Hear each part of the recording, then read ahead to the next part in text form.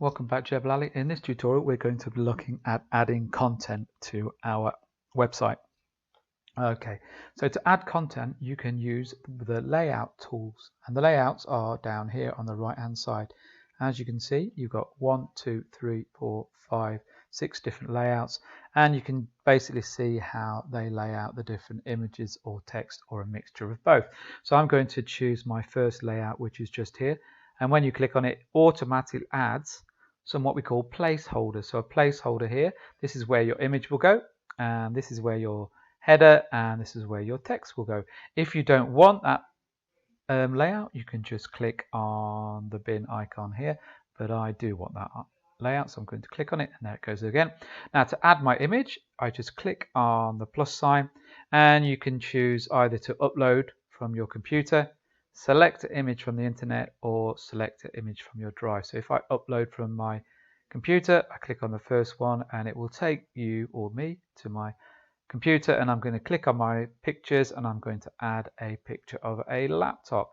So I click and then open, and that will automatically put my image onto my layout.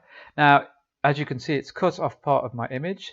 To make it fit properly into the image holder, you click on uncrop, and that will fit it nicely into that box. And if you want it a little bit smaller, you just drag on the handle to reduce the size. Now to add text, you just click where it says click to edit text, and I'm going to type in my title, and you can also here change it into a heading, which is a little bit smaller, or a subheading, which is smaller still, or you can use the normal small text, but I'm going to put mine back as a title. Also, you can change the font here. You've got a number of different fonts that you can choose. And also remember, you need to select your text and then choose the font. Okay. And also you can add text here. Very, very simple.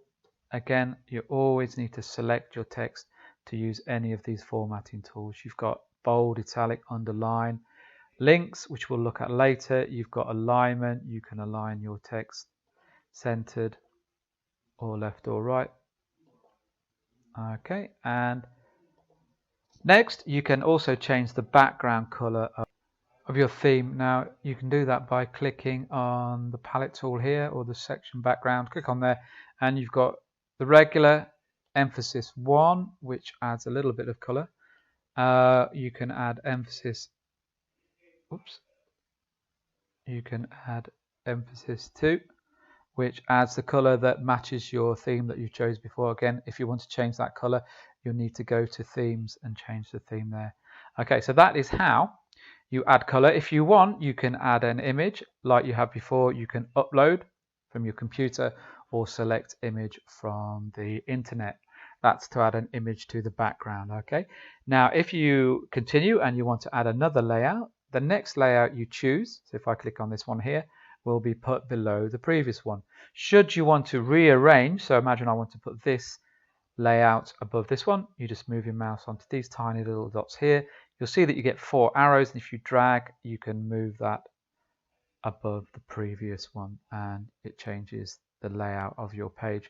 Should you want to delete one of these layouts, you simply click on the delete section bin here.